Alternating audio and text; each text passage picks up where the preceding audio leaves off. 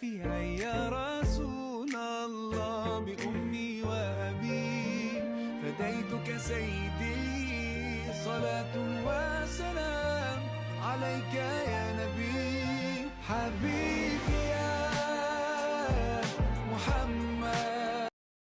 Assalamualaikum warahmatullahi wabarakatuh. Nama saya Putri Ani, ingin menjelaskan mengenai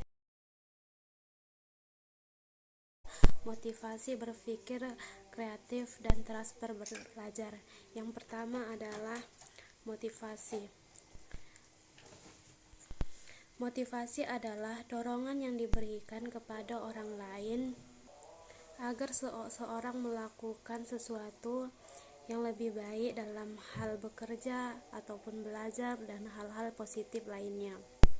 Selanjutnya adalah kreatif. Kreatif merupakan kemampuan memecahkan masalah dan mampu membuat ide-ide baru yang dihasilkan dari pemikiran yang membuat kita berkembang. Maksudnya di sini mampu membuat ide-ide baru dan menciptakan sesuatu yang baru dari hasil pemikiran kita sebagai manusia. Selanjutnya transfer belajar. Transfer belajar merupakan hasil belajar yang sudah diperoleh dari pembelajaran sebelumnya pada masa lalu dan dapat dikembangkan menjadi keterampilan yang dapat diterapkan dalam kehidupan sehari-hari. Transfer belajar adalah pengaruh belajar yang telah diperoleh dari pembelajaran yang lalu. Contohnya yang lalu kita itu mempelajari tentang bagaimana etika kepada seseorang, lalu pada saat mengalami kondisi tentang pembelajaran tersebut, maka dia mampu menerapkannya dalam kehidupan sehari-hari sehingga dapat dikembangkan dan diterapkan menjadi keterampilan yang baik dan dihasilkan dari diri sendiri. Macam-macam motivasi. Yang pertama adalah motivasi rasa takut. Contohnya tersebut, dia itu termotivasi karena rasa takutnya terhadap hukuman yang akan diberikan oleh guru, karena dia tidak mau melakukan hal tersebut. Yang kedua, motivasi intensif, di mana individu melakukan kegiatan untuk mendapatkan intensif, biasanya mendapatkan hadiah, bonus, dan penghargaan. Selanjutnya, motivasi sikap atau attitude.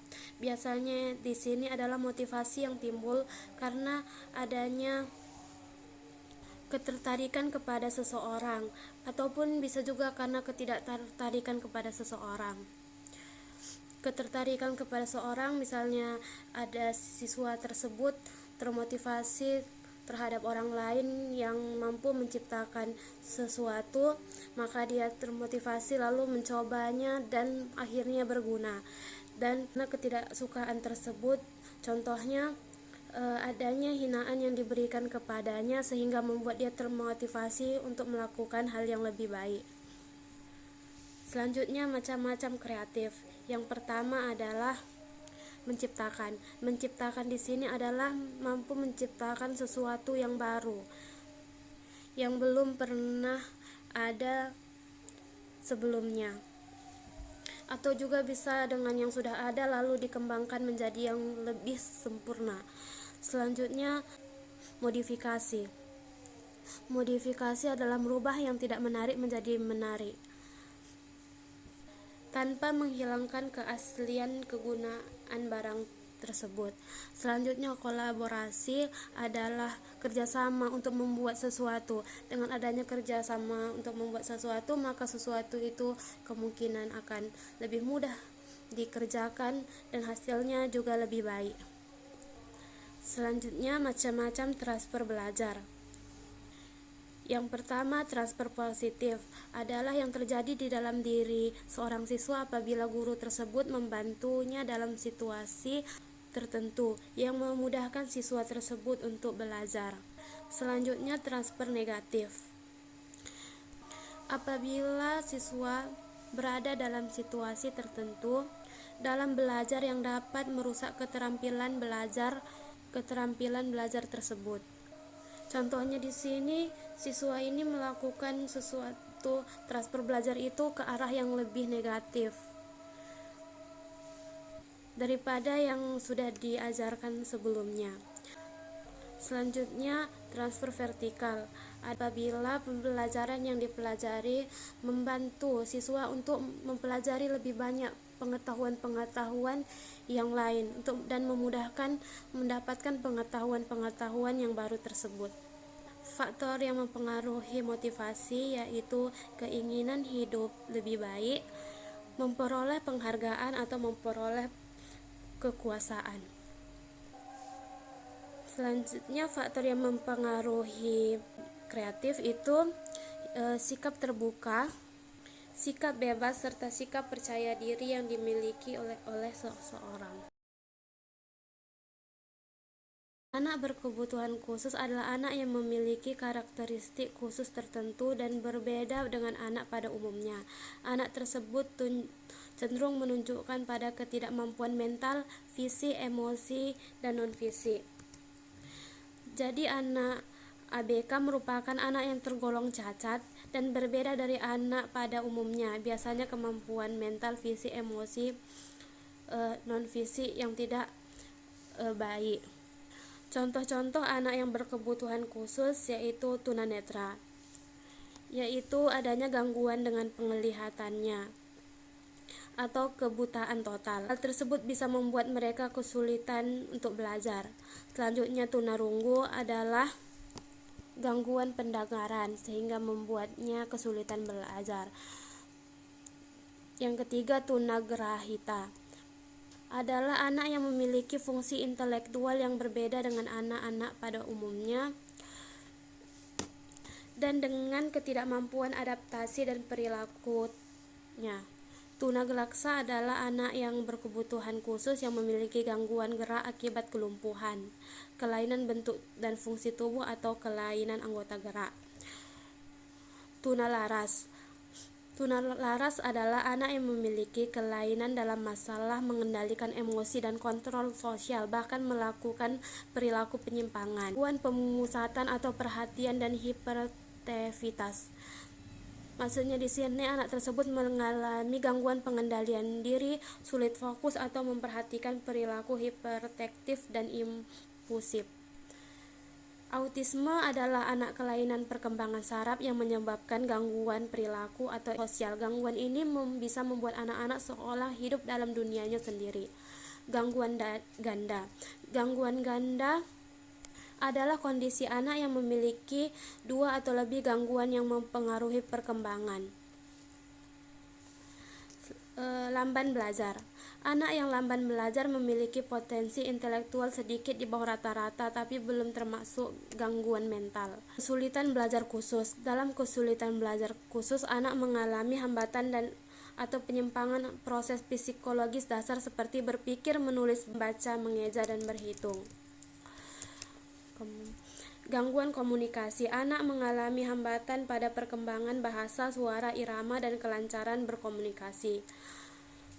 Potensi kecerdasan atau bakat istimewa. Biasa anak yang berkebutuhan khusus bisa melakukan kegiatan yang unggul dalam bidang-bidang khusus seperti musik, seni, olahraga yang luar biasa. Penyebab anak berkebutuhan khusus adalah faktor internal, yaitu kondisi yang dimiliki anak yang bersangkutan.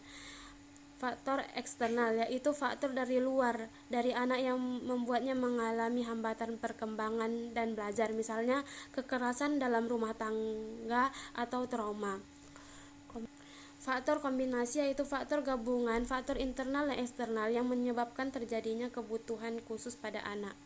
Peran orang tua dalam mendidik dan mendampingi anak yang berkebutuhan khusus bisa dengan cara memilih sekolah yang tepat untuk anak, membantu membangun kepercayaan diri anak, menerapkan disiplin, dukung anak untuk lebih mandiri. Selanjutnya, deteksi ABK. Menurut American Academy of Pediatrics, sejak usia 9 bulan sampai 1 tahun itu orang tua harus melakukan deteksi dini pada anak sebulan sekali dengan membantu dua hal, yakni pertumbuhan dan perkembangan anak. Pemantauan tumbuh kembang anak di masyarakat dapat dilakukan melalui buku KIA atau Kesehatan Ibu dan Anak atau yang disebut dengan PINK, digunakan Kementerian Kesehatan dan Ikatan Dokter Anak Indonesia serta digunakan oleh orang tua. Layanan yang dapat diberikan kepada anak ABK yaitu bisa bentuk layanan segregasi, yaitu bentuk layanan pendidikan bagi anak berkebutuhan khusus yang mengacu pada jenis atau karakter spesifik dari kebutuhan yang dialami seorang. Biasanya karena setiap keturunan yang berbeda akan mendapatkan layanan yang berbeda. Bentuk layanan pendidikan segregasi memiliki sistem lingkungan dan kurikulum yang berbeda dari sekolah umum tersendiri. Bentuk layanan pendidikan bagi anak ABK secara segregatif tentu masih sangat dibutuhkan bagi ABK. Sistem layanan segregasi yaitu penyelenggaraan pendidikan yang dilaksanakan secara khusus terpisah dari penyelenggarakan pendidikan umum. Dengan kata lain, anak yang berkebutuhan khusus diberikan layanan pendidikan pada lembaga pendidikan khusus seperti sekolah luar biasa atau SLB. Kurikulum yang digunakan pada SLB yaitu digunakan modifikasi dan adaptasi sesuai kebutuhan bagi semua peserta didik.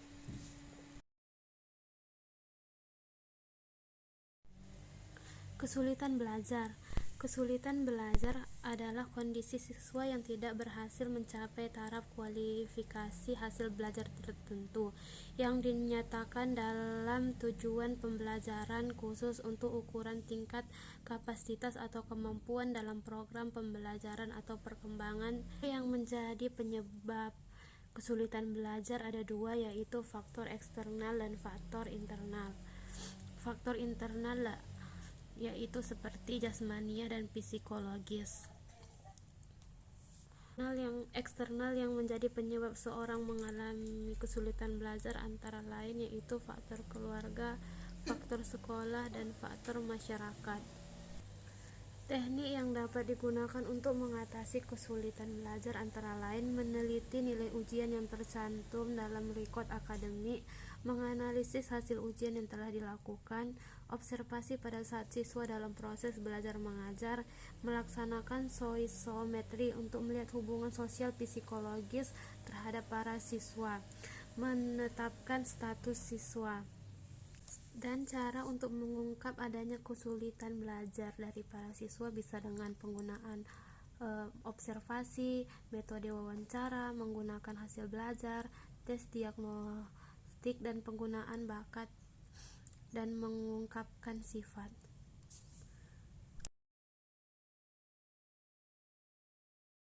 Keragaman individu. Keragaman individu adalah keragaman karakter orang yang telah bercampur dengan lingkungan sekitar. Manfaat keberagaman individu di sekolah yaitu mengajarkan sikap toleransi, mengajarkan untuk menghargai perbedaan, mengajak untuk mengenal budaya, belajar bersosialisasi, memupuk rasa saling menghargai, mewujudkan persatuan kesatuan. Macam-macam keberagaman individu yaitu jenis kelamin, ras, suku, pengetahuan, kecerdasan, hobi, umur, dan kepribadian.